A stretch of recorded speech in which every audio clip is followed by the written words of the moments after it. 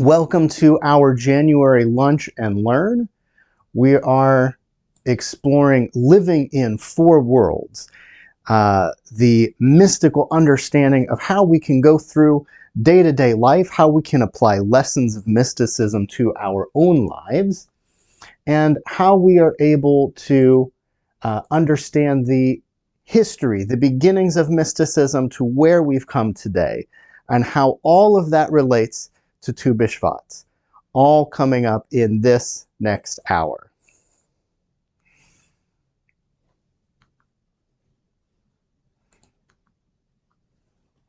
What is Kabbalah?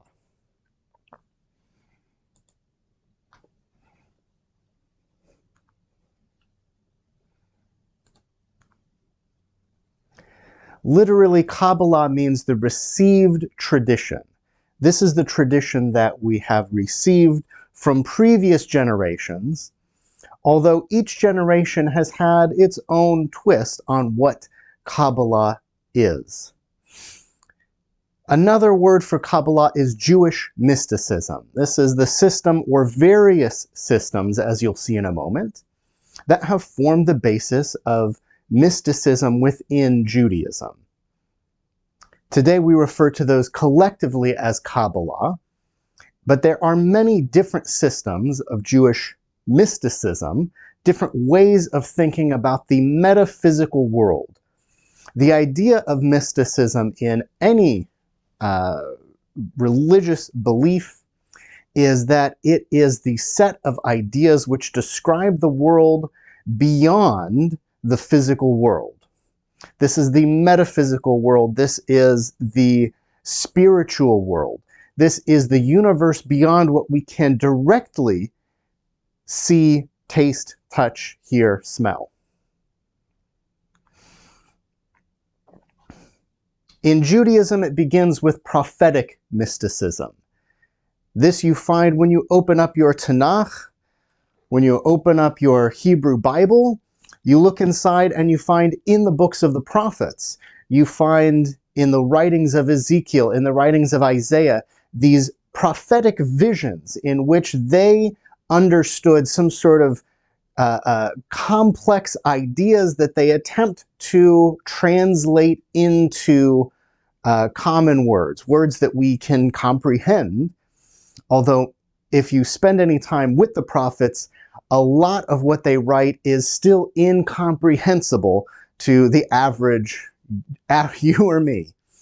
A lot of what the prophets write describes these visions of creatures that defy understanding, or actions which defy understanding, and yet the prophets describe them as clearly as they're able with these incredible descriptions.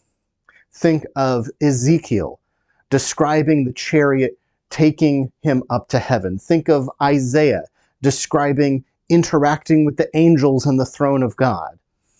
Think of all of these prophetic writings which describe wild scenes that are beyond our comprehension. We know that they are not literal physical experiences.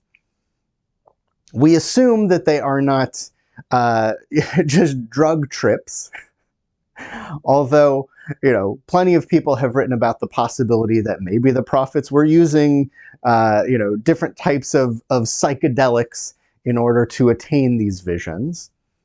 We take it at face value that they are describing something that they authentically experienced and they're conveying that to us. But it's not really a clearly developed system.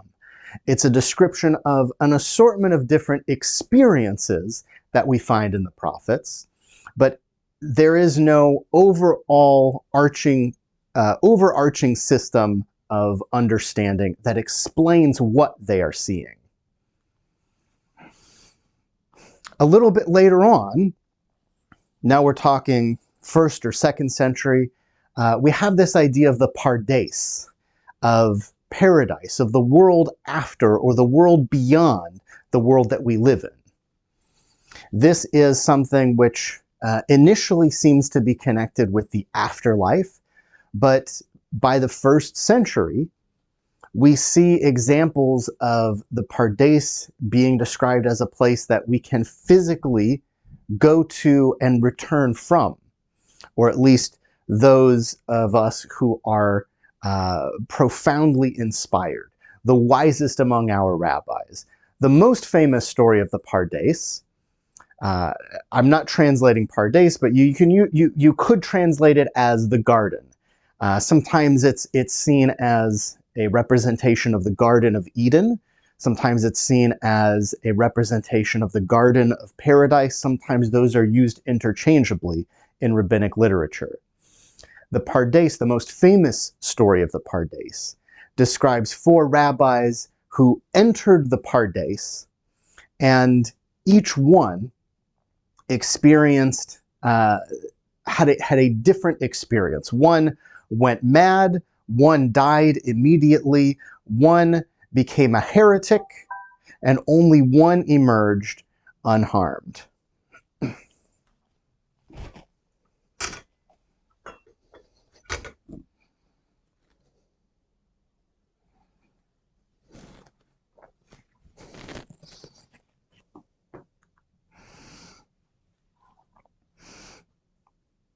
Following this, a little bit after, we're talking now the Talmudic period, the early medieval period, we begin to see Merkava, or chariot literature. This is attempting to apply a system, systematizing the visions of Ezekiel, in which he describes this chariot that carries him to heaven, which he describes wheels within wheels, which he describes the throne of God.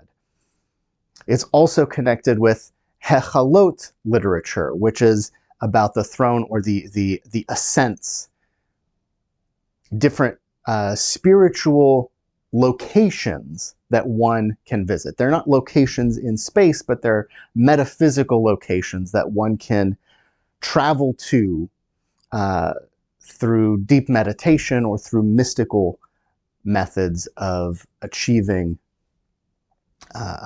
this sense of place.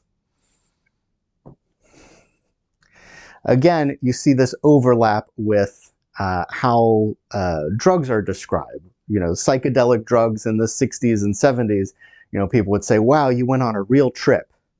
It's this idea of a journey to a different psychological, spiritual state. In this literature, the Merkava literature and Hechalot literature, the rabbis attempted to describe what this metaphysical world looked like, what its structure was, the different stages of the chariot that Ezekiel described, that any person with sufficient wisdom and meditation and a competent teacher could ascend these different layers of the Merkava, of the chariot, and have an encounter with God, or come closer and closer to having an encounter with God. This is also known as ecstatic mysticism, because it's about achieving that close connection with God directly. It's not about adjusting or changing things in this world. It's more about the experience of drawing close to God in a metaphysical sense. This is followed a little bit later by esoteric mysticism, which you could say is practical mysticism. This comes a little bit later, and you can also find very early versions of this, again in 1st or 2nd century of Judaism. Some even earlier. In fact, we find in Babylonian, throughout the ancient Near East, different types of amulets that were supposed to call on different angels to perform special tasks, usually a task of protection, but it could also be a prayer for fertility, or a prayer for success, financial success. There are different types of amulets that archaeologists have found. These are not well recorded in Jewish literature, but we know that they exist because we have discovered them physically. We have them in hand. That sort of that idea sort of goes away from Judaism for a few hundred years until we arrive at what we call esoteric mysticism. This is where we begin to see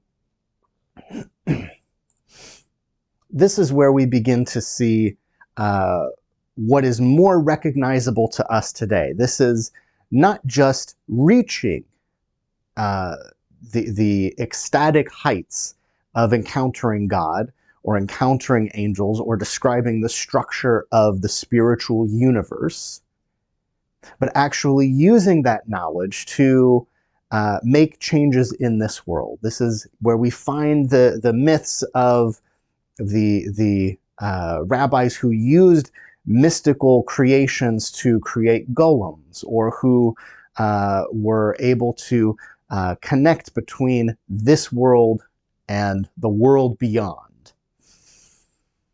This is where we begin to see the Zohar emerging a little bit later. The Zohar is composed in the 13th century. It describes itself as being composed much earlier, and there's some disagreement among scholars about when specific parts of the Zohar were composed.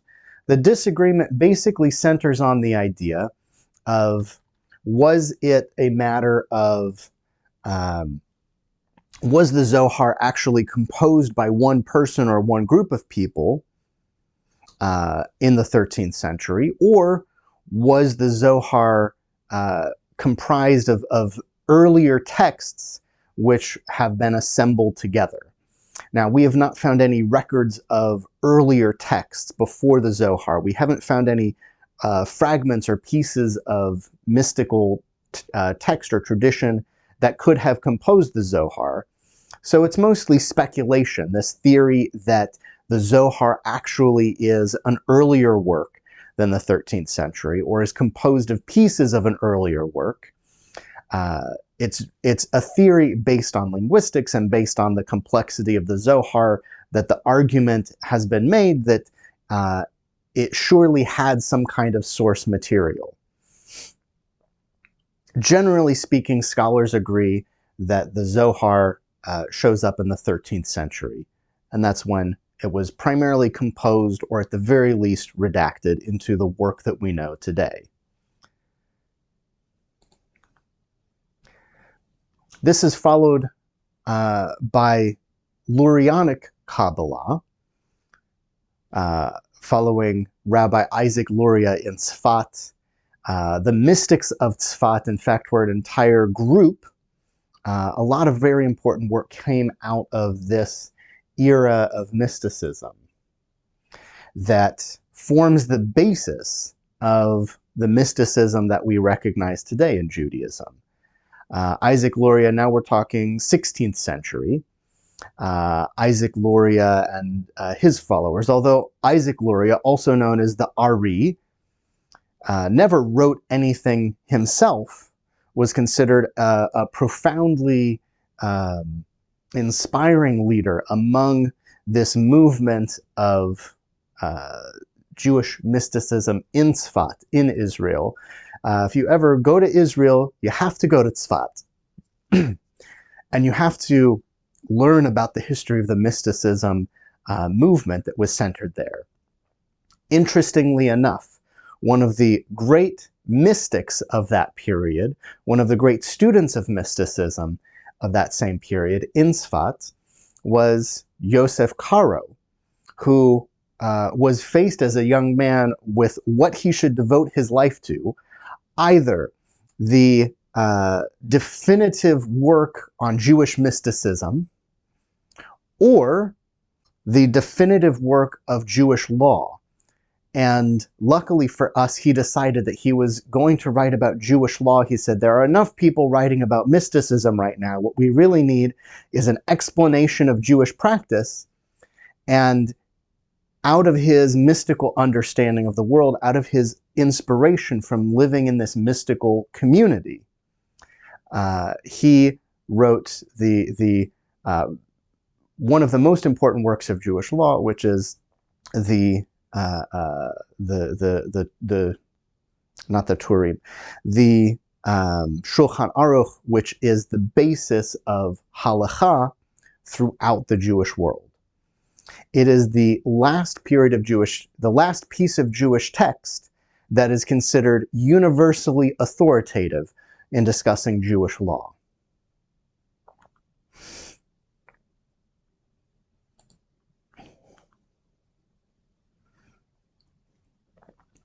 Lurianic Kabbalah, by the way, was very interested in describing the structure of the spiritual world and how we could use the structure of the spiritual world, how it influenced us, and how we could influence it, or how we could use mysticism to influence God.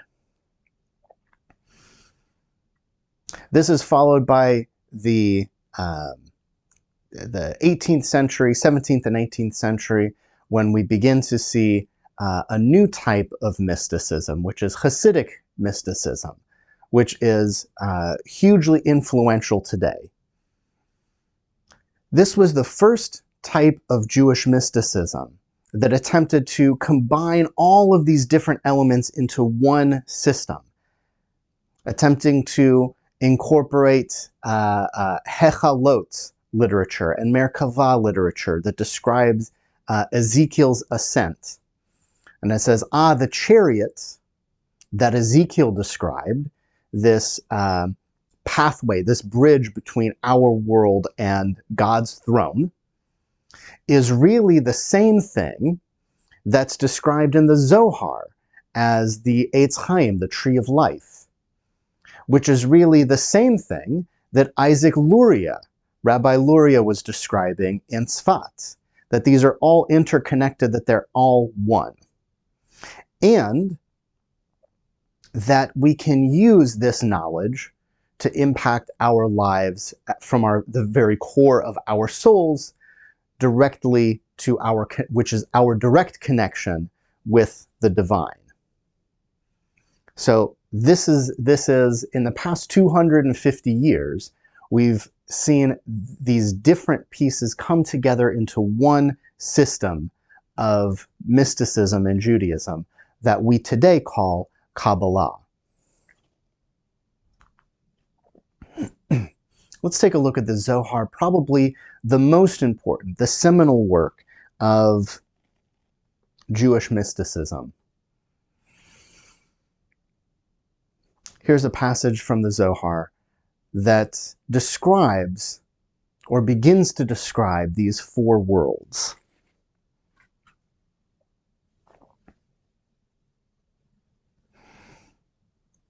Rabbi Simeon said, "If a man looks upon the Torah as merely a book presenting narratives and everyday matters, alas for him.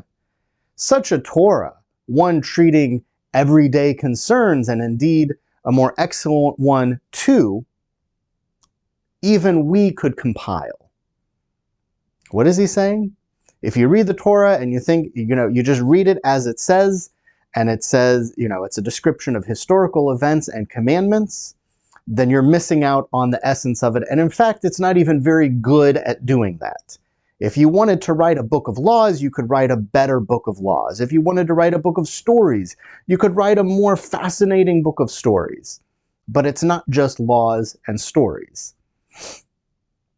The Torah, in all of its worlds, holds supernal truths and sublime secrets. So deep underneath this basic understanding of the Torah, this simple understanding of the Torah, there's something deeper and more fundamental, more transcendent, something supernal and sublime. It continues, "Thus the tales related to the Torah are simply her outer garments. And woe to the man who regards that outer garb as the Torah itself, for such a man will be deprived of a portion in the next world." Here we have this idea that our understanding of Torah impacts our connection with the next world, meaning that spiritual world that understanding can lead us into a spiritual existence. See now, the most visible part of a man are his clothes that he has on. And they who lack understanding, when they look at a man, are apt to see no more in him than these clothes. In reality, however, it is the body of a man that constitutes the pride of his clothes, and his soul that constitutes the pride of his body. This is one of the most powerful metaphors, I think, of the Zohar and of Jewish mysticism. We understand innately the relationship between a person and their clothes. You look at somebody and their clothes matter, right? You look at somebody who shows up and they're dressed in, a fine suit, a tie, cufflinks. You look at somebody and they're dressed in, a beautiful, gown, and you have certain expectations of what kind of a person that is. You look at somebody right next to them who's in, torn up clothes and they're dirty, maybe even they have a smell to them, and you make certain assumptions about that person, what their existence might be like. And yet we understand at a fundamental level that what we are looking at is not the person. We're looking at their clothes. And that there is a more fundamental level to that person, which is beneath the clothes, which is beyond the clothes. Clothes are just a layer outside of the actual person, right? This we understand. Now here's where the metaphor becomes particularly powerful. Because it says, just like your body and your clothes have a particular relationship, your soul and your body have that same type of relationship. The way that your clothes are to your body, that's how your body is to your soul. Your soul is just wearing this physical form, like your body wears clothes.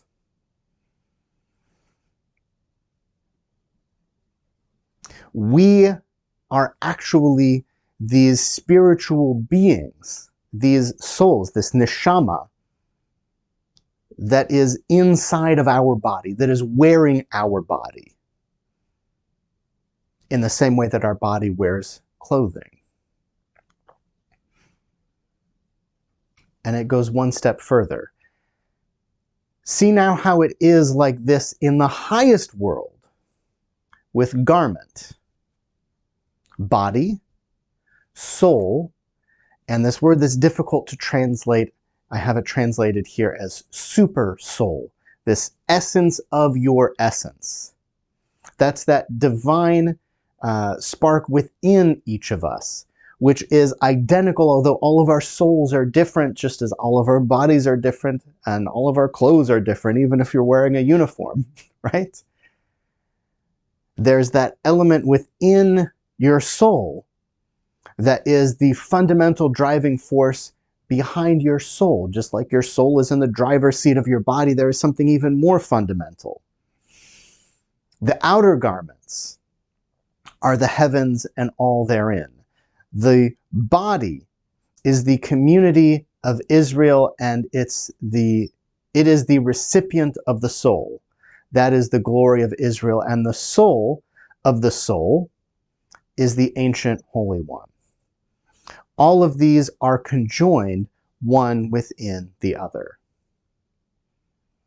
This is how the Zohar describes these four worlds in which we exist simultaneously.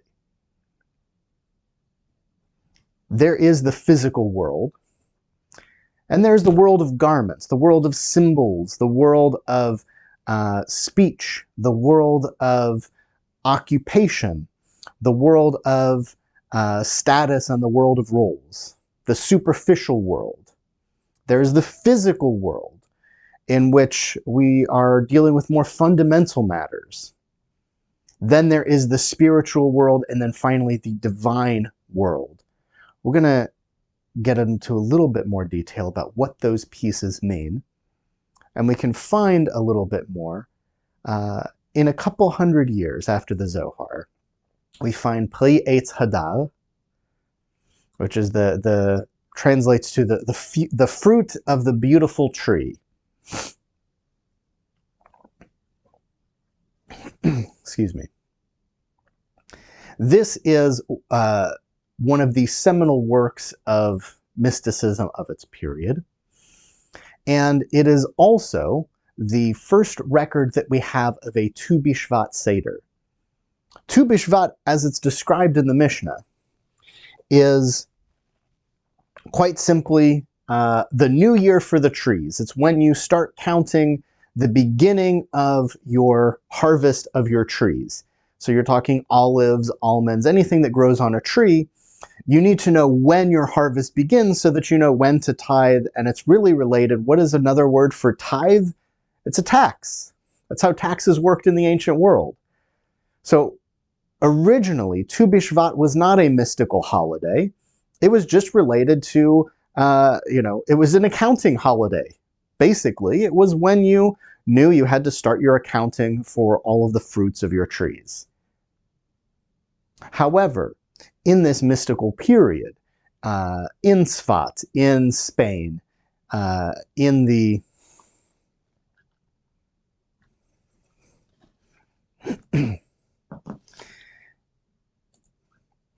I do have it. In the 17th or 18th century, this is a later mysticism. We have a description of the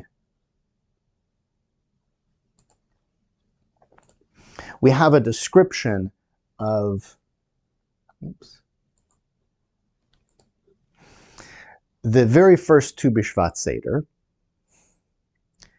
and how it relates to these four worlds, transforming Tu BiShvat from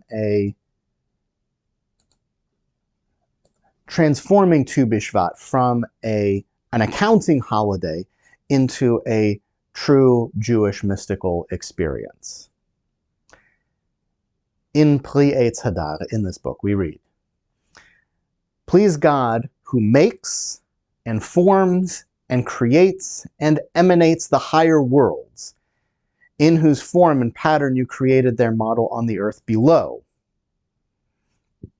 You made all of them with wisdom, higher above and lower below, to join together in the tent to become one." Here you've got your four worlds laid out. God who makes, ha-oseh, and forms, ha-yotzer, who creates, ha-boreh, and who emanates, ha-matzil.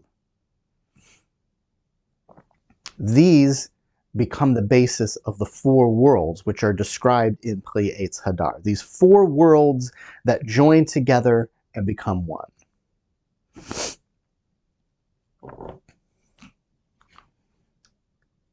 The first being Assiyah, the world of action. Yetzirah, the world of emotion. These are my choices for translations. There are many translations of these terms that you'll find as you're reading different works about the four worlds, the four worlds of creation, or the four spiritual worlds. You'll find different translations of these words because they are difficult concepts to translate exactly. That's the nature of a lot of mysticism. We have the world of Bria, the world of intellect, and Atzilut, the world of spirit. Action, emotion, intellect, and spirit, or essence.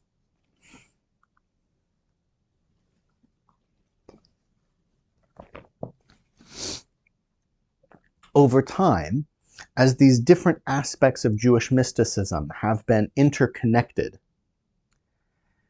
with one another, you may have seen this. Have you seen the Tree of Life before? This is familiar to some of you. You've got Malchut at the bottom, Keter at the top, Keter, which means crown. From the crown of God, we have these emanations, which if you imagine the light from the beginning of the universe enters from the top and it emanates through these different spheres. This is all a metaphor. These are not, you can't go and find these spheres and touch them. It's a metaphor. It's a description of the structure of the spiritual universe. That we have the Keter at the top, the light emanates from there through Bina and Chokhmah and so on and so forth, filling up each of these spheres until they overflow and emanating down until we get to Yesod and Malchut, which is the physical universe that exists.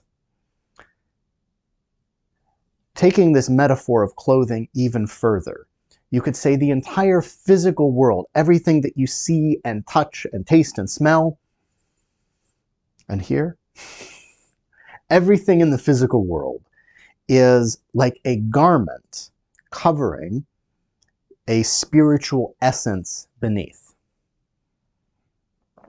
And that spiritual essence is a garment, which is encasing the light of God at this highest, most profound level. And this is a description of how the divine light enters the world, the physical world. It is connected with these four worlds, beginning with Assiyah, Yetzirah, Bria, and Atzilut being the pinnacle, incorporating the upper three spheres, sometimes described as these upper three spheres that are closest to the emanation of God, to the Ein Sof, if you will. These are sometimes described as inaccessible to human beings, that they are our bodies could not endure, our minds could not endure, our spirits could not endure encountering this level of creation. That's in some interpretations of Jewish mysticism. In others, these are considered achievable, but only through supreme mystical practices. So these four worlds, we begin with Assiyah, the most basic. Assiyah is the world of action and physicality. This is the tangible world, the world of the body. In Torah study, this world evokes the Torah's plain meaning. In Assiyah, we take concrete action to seek our source through building, making, and doing. This is the world of literal creation in the physical world. Building, making, doing. The world of action. Poetically or mystically speaking, this world is associated with the season of winter and the element of earth. Yetzirah. Yetzirah is the world of emotion and relationship. In this world, our hearts seek to relate to each other and to the source. We make connections and draw associations, reading Torah through our emotional lens. The Hebrew name of this world evokes forming, yetzirah, formation, as in forming clay into another shape, or as the inner work of spiritual formation. Poetically and mystically speaking, it is associated with the season of spring and the element of water. Bria. Bria is the world of consciousness, of thought and intellect. Compare that with the world of Yetzirah, which is emotion, which is reaction, action and reaction, which is connected with instinct, which is connected with emotion.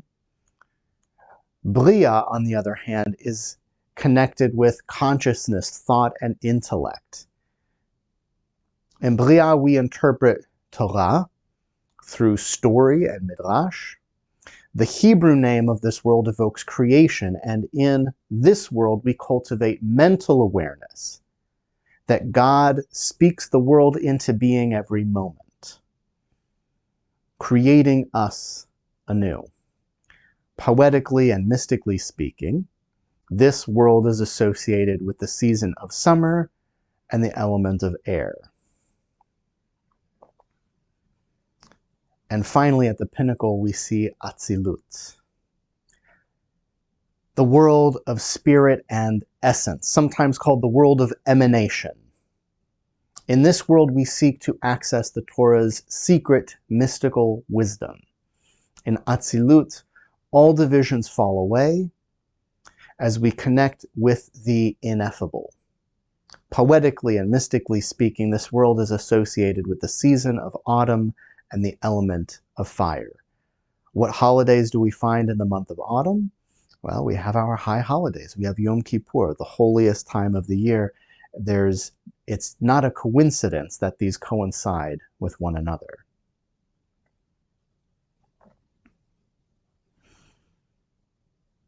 The four worlds correspond in Priyetz Hadar to four types of fruits.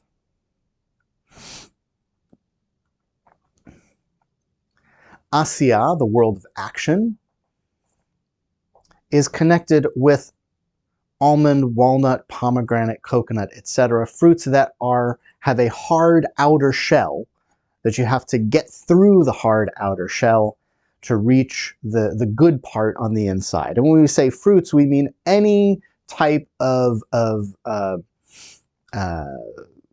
food that grows on a tree.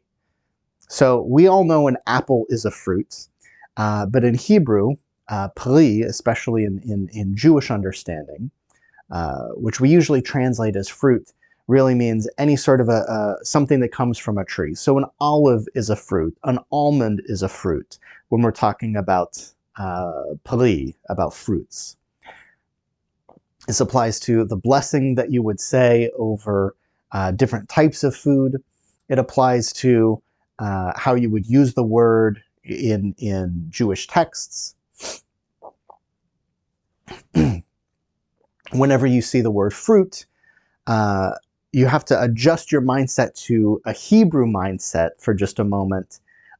Leave the grocery store of your mind, go into the field and look at the trees, and anything that grows on a tree, that is pri, that is fruit.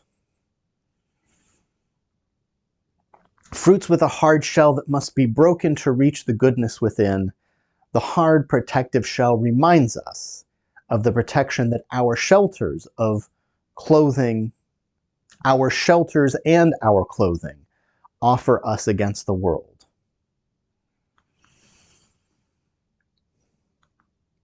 The world of Yetzirah, the world of formation.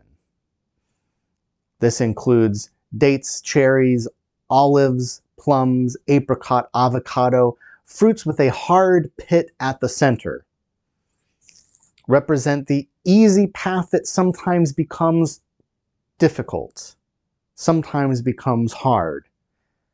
The hardness that we encounter in life is not an ending, but a seed containing new life.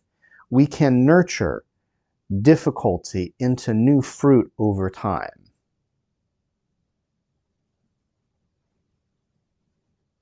We often in life take on something that seems simple and straightforward, and we encounter difficulty which has a tendency to rebuff us. Imagine, have you ever bit into a cherry and you catch on the pit, or maybe you thought that you had a seedless olive and you bite into it and oh my gosh, oh my teeth, my mouth. Hopefully you didn't break a tooth. Sometimes life is like that.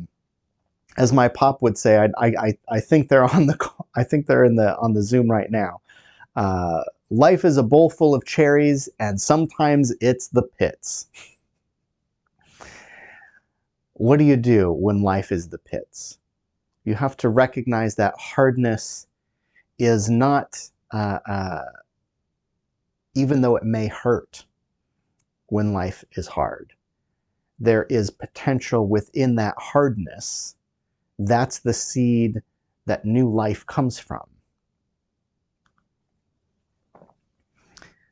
Next we have the world of Bria, the world of creation. For this we use a fig, grape, blueberry, raspberry, etc. Fruits that are eaten whole bring to mind the incredible bounty of the world. God has given us all that we need to survive, and it's up to us to steward the earth's fullness wisely. We are given countless blessings, morning, noon, and night, to be thankful for. There's an awful lot that we get in life that, like the fig, you can eat whole. Like grapes, blueberries, raspberries, you can eat whole. There are so many things in life that are blessings that have no asterisks, blessings that have no limits, that come to us in their fullness, that we can simply enjoy. So many things in life that we can enjoy and appreciate without having to suffer or sacrifice. That's amazing. That's amazing that God created a world where such things exist, and so many of them that we could not count them. This is why we're told to say 100 blessings every day. Finally, Atzilut, the world of emanation. Think orange, banana, citron, grapefruit, fruits with a fragrant but inedible skin. Smell anticipates taste. Breath anticipates life. These fruits have a layer that is peeled back to reveal the hidden. The smell is intangible and reminds us of the pure, immaterial soul in each of us that yearns and reaches ever towards God.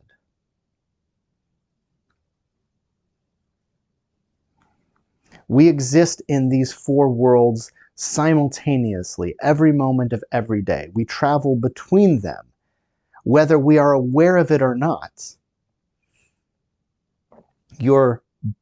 Just as your body is wearing clothes, your soul is always wearing your body. Your soul is always interacting with the world. And the soul of your soul is always interacting with the world. Come celebrate here at Temple Emmanuel on Wednesday, January 27th. That is Tu BiShvat, whether you're here celebrating or not. We will have a safe and socially distanced gathering right outside in the parking lot. I've got my window here of my office. Right outside, I hope you can join us. We're going to have some songs for the kids. We're going to have some activities. We're going to have wine and cheese and fruits. Things that you can enjoy and celebrate together as we join for Tu BiShvat. There will be a sign up so that we can make sure to provide the right amount of food for everybody. So be on the lookout for that this week. I don't know about any of you, but all of these describing different fruits and how they taste is starting to make me hungry. And even though this is a lunch and learn for you, I haven't had my lunch yet. So I'm going to conclude it here. I'll leave the Zoom up for a few minutes so that we can chat. But I'm going to go ahead and stop the recording. I'll say have a great week. We'll see you next month.